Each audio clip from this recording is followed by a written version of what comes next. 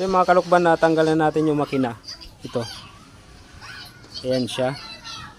So, grabe, hindi ko alam kung may babalik ko pa to. Madali lang mag-backclass. Yung pagbalik nito ang tanong. Ito pala mga kalukban, tanong ko lang, normal lang ba yung ano na yan, yung sunog na yan dyan? Kasi wala ka sa idea. Ayan.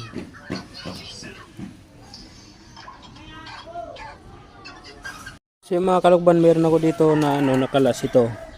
Ito hindi ko po to alam kung para saan to. Kung anong pangalan nito, pero ito ito yung dito dumadaan yung gasolina. Papunta doon mula doon sa tangke. Yung hose na yon papunta dito. So napansin ko po nung kinalas ko po.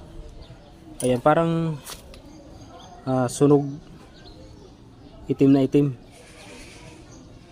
Sigurado baka sunog na sunog din po ito sa loob, gawa ng tagas. Oh. Matagal na po itong tagas na mga kalukban. Normal lang po ba yung ganyan talaga kaitim? Ang ano na to, ito dito. Hindi ko alam kung anong pangalan ang tawag nito. Sa kinalas ko lang siya. Ayan, nakita ko. Parang sunog, itim sa loob eh. Wala akong idea dyan, pero kakalasin ko lang.